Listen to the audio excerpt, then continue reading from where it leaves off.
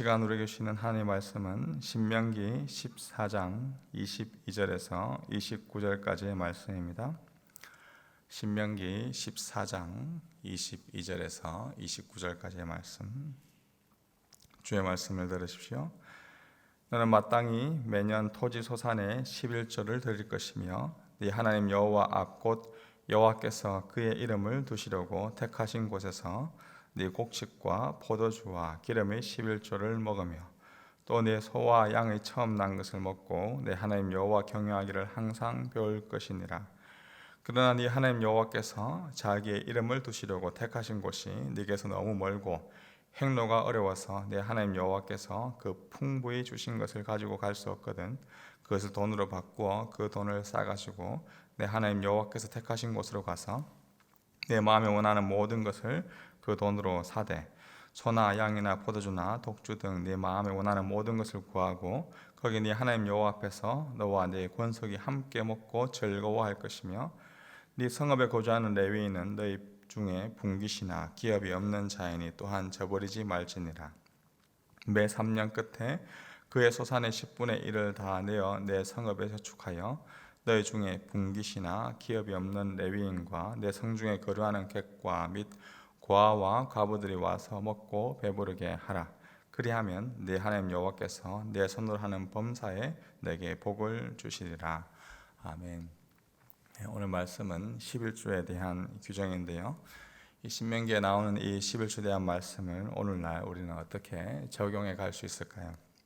오늘 말씀과 더불어 먼저 이 모세오경에 나오는 11조의 이 세 가지 종류에 대해서 살펴보고 두 번째로 11조에 대한 신약의 가르침, 오늘날 어떻게 이게 적용이 되는지에 대해서 생각해 보겠습니다. 그리고 저와 여러분이 어떻게 실제적으로 삶 속에 적용하면 좋을지 짧게 정리해 가기 원합니다.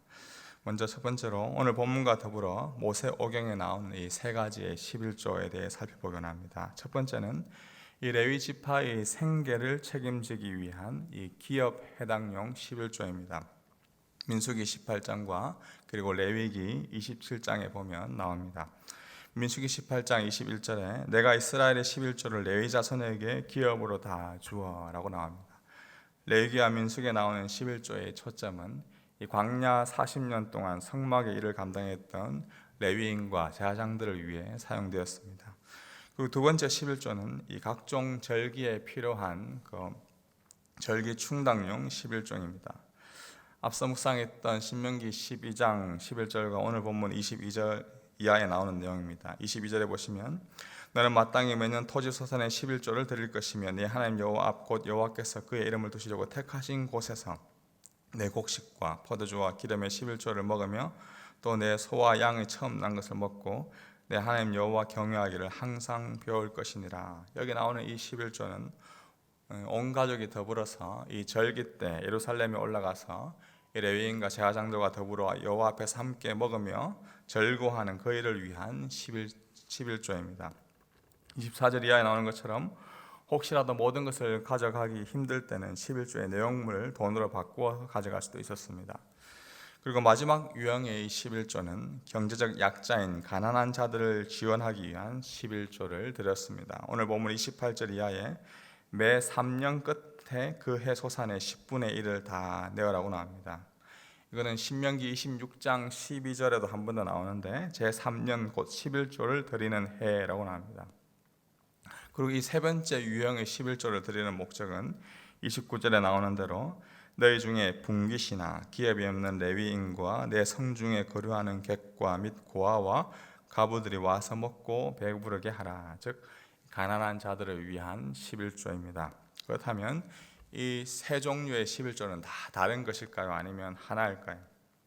만약에 다 따로 보면 1년 수입을 100으로 잡았을 때 10분의 1이 두 번 나오니까 10 더하기 10입니다. 그리고 3년마다 한 번 내는 10의 1이 한 번 나오니까 23.3% 정도가 11조로 헌납했을 수가 있습니다.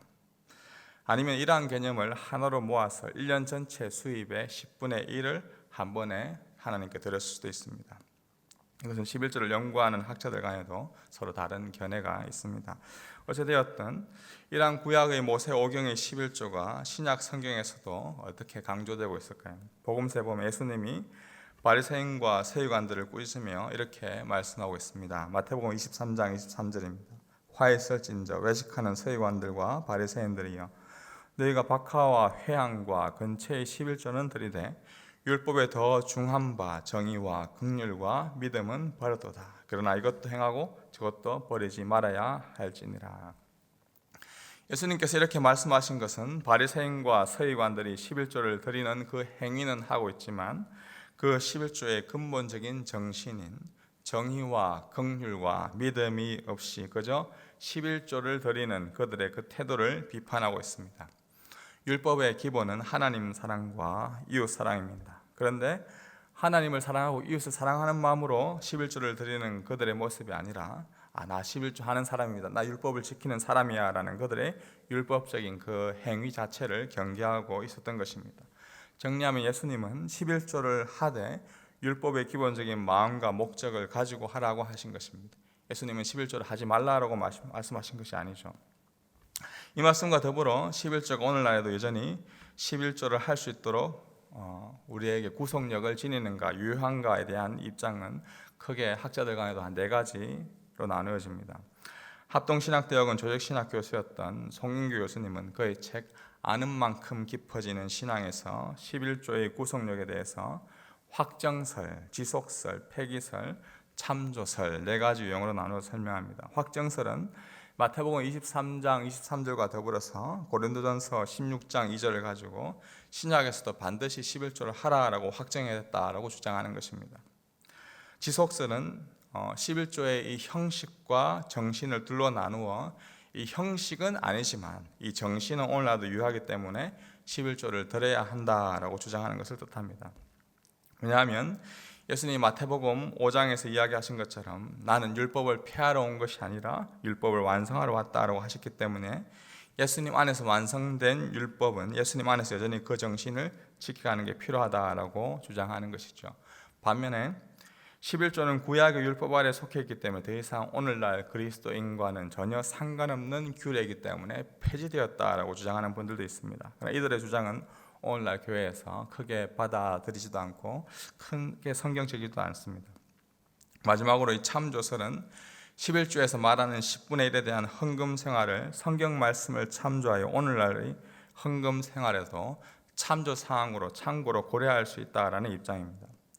오늘 본문에 나오는 이 11조가 여전히 신약 시대를 살고 있는 우리에게 강한 구속력을 가지고 문자 그대로 따라야 한다고 주장하는 데는 성경적인 근거로 다소 한계가 있을 수 있습니다. 그러나 분명히 그 정신에 있어서는 하나님 사랑과 이웃 사랑하는 관점을 가지고 오늘날까지 여전히 효력을 지니고 있다는 것을 우리는 부인할 수가 없습니다. 그렇다면 저와 여러분은 어떻게 11조를 적용해 가면 좋을까요?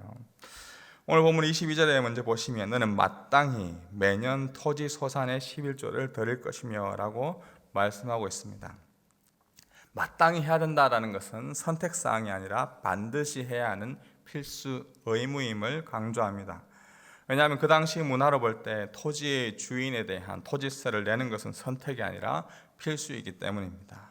이런 점에서 우리가 10분의 1을 하나님께 드린다라는 것은 나의 몸, 나의 토지, 내가 가지고 있는 나의 재능, 나의 모든 소산의 주인이 바로 당신입니다. 나에게 주어진 모든 것이 다 주님의 것입니다 라는 그러한 믿음의 고백이 하나님 앞에 10의 1조를 드리는 것입니다. 그렇기 때문에 내 인생이 나의 것이 아니고 하나님의 것입니다, 나의 인생의 주인은 하나님입니다 라고 고백하는 사람이라면 반드시 하나님께 11조를 드리는 것이 마땅한 것이죠. 왜 이러한 11조를 드려야 합니까? 11조의 실제적인 사용 목적이 바로 선한 의도를 가지고 있기 때문에 그렇습니다. 실제적으로 11조는 레위인들 그리고 절기를 위해서 또 가난한 자들을 위하여 사용되었습니다. 오늘날로 설명하면 교회의 존재 목적인 가르치고 전파하고 봉사하는 데 드는 그 재정이 절대적으로 필요하기 때문에 11조를 드려야 합니다. 가르치고 예배하는 이 장소와 또 가르치고 교육하는 목회자들과 그리고 복음을 전파하기 위한 여러 가지 행사와 프로그램, 또 나아가 선교와 구제 봉사를 위하여서 반드시 이 11조와 헌금이 필요합니다. 이번에 뉴질랜드에 계신 목회자분들과 함께 잠시 연합 컨퍼런스를 다뤄왔는데 몇몇 교회와 또 목회자의 생계와 예산 운영에 대한 참 가슴 아픈 이야기들을 들었습니다. 개척한 교회의 그 계속해서 마이너스로 이어지는 그런 예산을 보고 도저히 가만히 있을 수 없어 두세 개 이상의 일을 해야 하는 그런 목회자들의 상황들, 그럼에도 목회자의 최소 생계비에는 전혀 관심 없는 그러한 교회들의 모습에 너무나 안타까웠습니다.